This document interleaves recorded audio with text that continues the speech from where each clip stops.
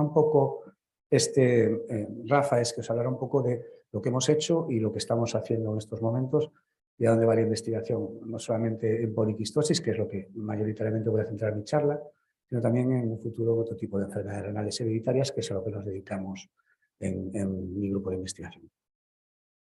Entonces, lo que es la poliquistosis cae dentro de un cajón de desastre, que es el grupo de las enfermedades asociadas a la filia, al filio, que, bueno, tienen características muy peculiares. Por eso que me gusta decir que existe este tipo de paradoja de estas enfermedades, donde te puedes encontrar que dentro del grupo de enfermedades se encuentra una de las enfermedades hereditarias más comunes, en concreto la tercera más hereditaria, ¿no? de enfermedades monogénicas, donde entre uno de cada 600 y 1000 nacidos vivos tiene mutaciones en los genes asociados a la formación de quistes, a la poliquistosis. Pero es que también hay dos formas, que es la dominante y la recesiva. Y como recesiva, la enfermedad autosómica recesiva, que asociada a la formación de quistes, también la codifica un gen que es el gen recesivo, donde más mutaciones caen, más prevalente en la población también.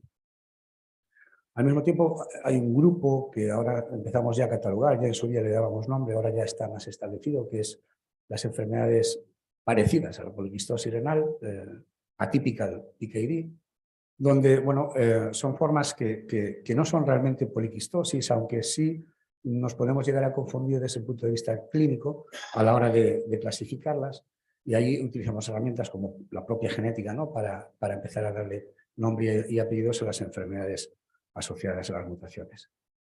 Nos encontramos casos también dentro de este grupo de patologías donde a lo mejor te encuentras un único caso a nivel mundial, donde, por ejemplo, se asocien varios genes para causar una enfermedad que causa quistes. Generalmente esto se debe a fenómenos que cada día estamos investigando más, que son los fenómenos de interacción génica, donde estamos aprendiendo de la mano de la genética cómo se comportan estas enfermedades. Y bueno, esos casos a nivel mundial cada día son, digamos que, más preciosos, ¿no? Para nosotros, de cara a entender los mecanismos también que están subyacentes a la enfermedad, porque llevamos años intentando buscar terapias que erradiquen de forma robusta la enfermedad y de momento pues no lo hemos conseguido. Entonces vamos dando palos ahí, poniendo parches, poniendo las fichas del puzzle, y en eso estamos. Entonces aquí veis un gran grupo de genes asociados a este tipo de patologías, que casi todos, la práctica totalidad, pero casi todos, tienen una función, y es que hacen su función en el filio primario. ¿Qué es la poliquistosis? Aquí podéis ver un poquito qué es lo que sucede a nivel celular, ¿no? Esto es un túbulo renal donde estamos marcando esa cilia en color verde intenso. Me encanta poner esta diapositiva porque realmente puedes ver lo que está sucediendo. Entonces, cuando inducimos la mutación, os fijáis cómo ha parado esa antenita de moverse. Entonces, eso trae consecuencias, y las consecuencias principalmente es que se dice, aún no está establecido, pero parece que cada día más sí, que hay una pérdida de polaridad de las células que están mutadas, y es así como, en vez de alargarse el tubo, pues esas células, la célula mutada, lo que hace es empezar a formar quiste, de una forma muy resumida.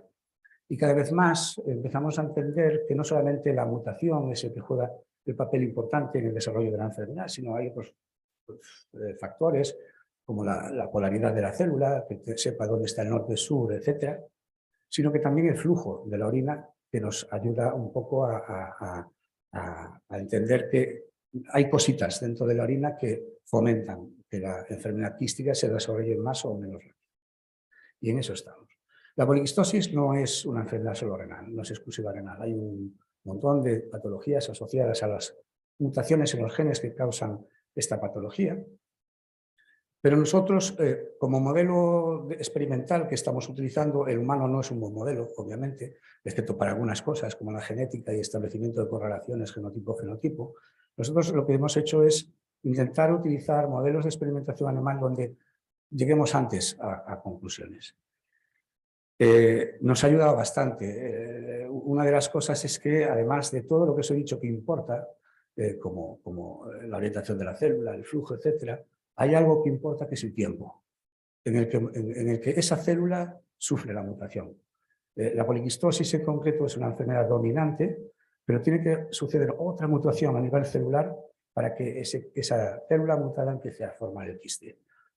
Bueno, pues nosotros describimos que si tú eres capaz de meterle a estos modelos que mimetizan en parte la enfermedad humana mutaciones en distintas días del desarrollo, lo que obtienes es lo esperado, que es un quiste o muchos quistes en el riñón que van destruyendo el parénquima y al final desencadenan en enfermedad renal terminal. Lo que nos sorprendió fue ver que si tú pasas una ventana del desarrollo del riñón e induces esas mutaciones después de esa ventana, la consecuencia es que no hay poliquistosis. Y esto es tremendamente interesante porque ahora estamos muy centrados en intentar entender qué mecanismos hay en esta ventana de desarrollo que hacen que la poliquistosis se desencadene. Por lo tanto, el tiempo importa. Después, otro de los mecanismos que hemos descubierto durante estos años son los fenómenos de interacción génica, donde puedes tener una variabilidad dentro de una familia que porta la misma mutación e incluso puedes encontrarte que haya mutaciones que se acumulan y que hacen que la enfermedad no solamente progrese más, sino que a veces, ya tenemos alguna variante también, puede llegar a proteger el desarrollo de lo esperado. Aquí veis un poquito cómo lo averiguamos. Tenemos mutaciones en un gen que es de la recesiva, de la poliquistosis recesiva, y al combinarlo con el de la dominante, pues obteníamos una poliquistosis que se puede observar incluso de manera óptica, ¿no? Lo que también hemos contribuido en estos años es a desarrollar test diagnósticos, ¿no? Este fue el primer test diagnóstico patentado a nivel mundial, que fue comercializado por una compañía americana que es Athena Diagnostics, que a día de hoy, bueno, pues ya es obsoleto. ¿Por qué? Porque hay nuevas herramientas, cada día la genética avanza más rápido y tenemos más baratas y más rápidas esas herramientas que nos ayudan a diagnosticar a nuestros pacientes. Por encima nos ayudan a contextualizar lo que os acabo de mencionar, es decir, podemos diagnosticar no el gen que causa la enfermedad, sino incluso otros genes que pueden ayudar a modular esa enfermedad. Otra de las cosas que estamos aprendiendo es que existen factores, como los factores también que controlan la expresión de esos genes, donde si están alterados o tienen variantes, son quizás los más targets, los más candidatos a ser los moduladores de la propia enfermedad. Y en ello estamos investigando también. Aprendimos cómo funcionan estas policistinas, que son las proteínas codificadas por los genes que causan la enfermedad poliquística más común, que el tiempo importa, como os mencioné previamente, cómo no todo funciona exactamente igual y resulta que la policistina tiene un rol primario en el desarrollo del quiste, mientras que el resto de genes, como por ejemplo el de la recesiva, más bien contribuyen no a causar la formación del quiste, sino a modular su manifestación. Bueno, cosas como lo que vamos aprendiendo de las formas atípicas de poliquistosis. Empezamos a entender también esas manifestaciones extrarenales como la presencia de neurismas en pacientes con poliquistosis, a qué se debe. Incluso aprendemos a que son las proteínas que están codificadas por estos genes de la poliquistosis. Son tremendamente importantes durante el desarrollo en fase embrionario del tejido vascular, pero también de la placenta en sí, por lo tanto, un órgano importante en el desarrollo embrionario, y que hay mutaciones que no son malas, que pueden ser buenas, y esas a lo mejor desde el punto de vista terapéutico en un futuro podrían ser interesantes. Conocemos también otro tipo de funciones que al principio desconocíamos, como por ejemplo que estas policistinas que hacen tanto en el riñón, tanto en el hígado, tanto en el sistema vascular, de repente también hacen funciones como sensar la temperatura entre los 40 y los 42 grados en piel, por ejemplo, cosa que era inesperada, una asociación con otro tipo de proteínas. ¿Y en qué estamos ahora? Ahora estamos en un nuevo mundo, que es el mundo de las vesículas extracelulares, que quien no esté familiarizado con ellas son paquetes de señales que mandan las células en la nefrona, desde la parte proximal de la nefrona hasta la parte distal de la nefrona, donde las células de la parte proximal y la parte distal hablan entre ellas. Y hablan a través de este tipo de mecanismo, que es empaquetar señales que se van percibiendo. Entonces nosotros desde hace 11 años, ¿qué hemos hecho? Hemos desarrollado estas herramientas que inicialmente pensamos que serían interesantes, los hemos, como sabéis ya, de otras charlas de otros años que he dado aquí, aplicado de una manera estratégica a nivel poblacional dentro de Galicia. Nos hemos aunado todos los hospitales de Galicia para ello, y lo que hemos encontrado son cosas interesantes como que el norte y el sur de Galicia, los poliquísticos no se comportan igual. Hay algo genéticamente que los predispone a que unos tengan una enfermedad, como sucede a nivel del resto del mundo, pero resulta que los del norte de Galicia, a pesar de tener las mismas mutaciones, tienen una progresión de la enfermedad mucho más retrasada. Y eso también es tremendamente interesante. Este sesgo que hicimos dentro de la aprobación, lo que hemos aprendido también es que hay un tipo de mutaciones, como son aquellas que no somos capaces de mojarnos y de decir el nivel de patogenicidad que tienen. Si podemos decirle al paciente que hemos encontrado la mutación que causa su enfermedad, pues lo que hemos hecho es intentar centrarnos estos años en profundizar en la caracterización de estas variantes. Son variantes que nosotros llamamos de significado incierto. O incluso coger aquellos pacientes que no hemos encontrado variantes de significado incierto e ir más allá a encontrar cuáles son los nuevos genes, que cada día aparecen nuevos genes asociados a enfermedad poliquística. Entonces, al principio hacíamos una estrategia que todos hacemos en genética a día de hoy, que es el estudio de segregación familiar, pero ahora mismo ya nos hemos saltado a otro nivel, que es el nivel de hacer estudios funcionales. ¿Qué son estos estudios funcionales? Pues simplemente coger celulitas de la nefrona de pacientes que tengan la enfermedad o incluso celulitas que nosotros podemos modificar genéticamente, lo que denominamos ahora editado genético. Y lo que hacemos es introducir las mutaciones de los pacientes para ver si forman tubos o forman quistes esas mutaciones. Entonces eso nos ayuda tremendamente a darle el peso de patogenicidad que esas variantes tienen y clasificarlas en patogénicas o benignas. También lo que estamos haciendo de cara a estudiar estos mecanismos de señalización de las nefronas es bioimprimir nefronas. Cogemos celulitas de la parte proximal de la nefrona, de la parte contorneada distal y de las ADGN las ponemos en serie y lo que hacemos es, pues como podéis ver aquí, bioimprimir. Hemos desarrollado gelatinas para la impresión de esas células, le ponemos matriz extracelular, como se puede observar en estos momentos. Y después lo que podemos hacer es muy interesante, que es pasar a través de esa nefrona, con su cilia que hablábamos antes, las orinas, por ejemplo, de nuestros pacientes. Y ver si esas orinas de los pacientes tienen o no un impacto patogénico en esas células que a priori tienen o no tienen mutaciones. ¿Hemos aprendido? Pues que ya el hacer paneles de genes ya los estamos dejando. Cada vez que entra un paciente en nuestra consulta, lo que le hacemos ya es un oxoma directamente, uno y para toda la vida. Desde hace 2 años lo que hacemos. ¿Por qué? Porque inicialmente nos centramos en esos grupos de genes que están asociados a la formación de quiste, pero resulta que ahora empezamos a entender que hay otros genes que estamos identificando que de repente hemos dicho que ese paciente no tenía una mutación en los genes asociados, pero volvemos a revisarlos 2 o 3 años después e identificamos la mutación que podría estar asociada con la patología. Y esto un caso es, por ejemplo, los genes del colágeno, donde hemos identificado, es una glandulopatía, donde las mutaciones se asocian principalmente a una manifestación clínica glomerular, pero hay un grupo bastante importante de pacientes que están asociados al diagnóstico clínico de enfermedad quística. Y es un gen que a priori estaba relacionado con otro tipo de patología distinta.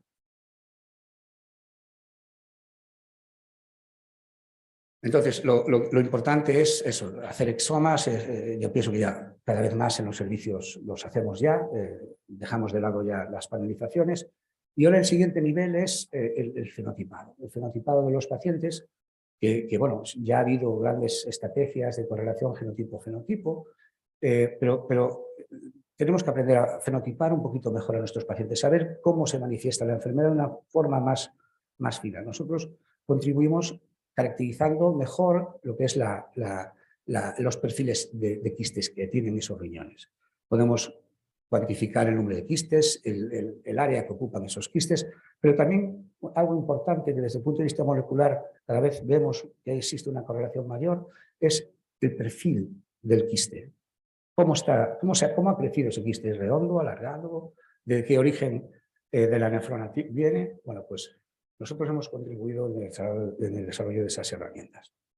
Lo que acabamos de patentar e incluso comercializar es un test diagnóstico basado en algo que fue un hallazgo accidental por completo, que fue que un día quisimos aislar esas vesículas extracelulares y lo que nos encontramos es que todos los pacientes, todas las personas, tenemos un perfil, una huella dactilar en la orina de un tipo de proteínas concreto, que son las glicoproteínas. Y ese perfil se altera, por ejemplo, en enfermedad quística. Vemos cómo, con la progresión de la enfermedad, este perfil que es constante se va alterando en los pacientes. Y aún por encima podemos distinguir entre pacientes tipo 1 y pacientes con poliquistosis tipo 2. Es decir, empezamos a ir un poquito fino más allá de la genética, ¿no? Pero que no solamente eso, lo que hemos hecho es secuenciar esas banditas que aparecen nuevas, esas alteraciones que vamos viendo asociadas a la enfermedad, y os puedo anticipar ya que acabamos de registrar 4 biomarcadores que anticipan la enfermedad. Podríamos aplicarlos a nivel poblacional, un test de diagnóstico que cuesta 50 céntimos el hacerlo, por lo tanto barato para ser aplicado a nivel poblacional, y por encima nos da un valor que es cómo va a progresar la enfermedad. Es prognóstico y diagnóstico. Estamos entendiendo qué hacen estas vesiculillas. Esto es lo que hace ese kit que hemos desarrollado. Es como crea una especie de red donde atrapa a esas vesículas extracelulares, estas pelotillas que vemos aquí, ¿veis? Quedan atrapadas ahí dentro. Y esto es la orina que nosotros tenemos. Esas cosas que veis ahí brillando son esas pelotitas que vemos en la orina. ¿Y sabéis qué tienen dentro? MicroRNAs, proteínas procesadas, ADN procesado, pequeño RNA. O sea, un montón de señales que nosotros ahora podemos pescar, podemos quitarle de la orina algo que antes nos costaba bastante.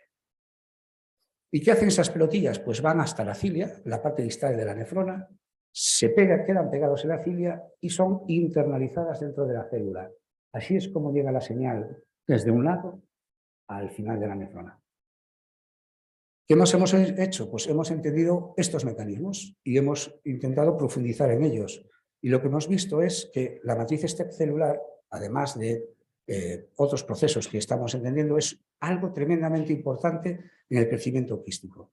Y de hecho, no solamente lo caracterizamos, sino que ya tenemos una droga que a día de hoy ya está en fase preclínica, donde vemos que estos son la variabilidad que encontramos en nuestros pacientes, que son los ratones a día de hoy, por eso es un estudio preclínico, y esto es la variabilidad que encontramos con nuestra droga. Fijaos que todavía hay quistes, pero tantos quistes como el tolvaptan, que es la única droga que se está aplicando a día de hoy y con la misma variabilidad.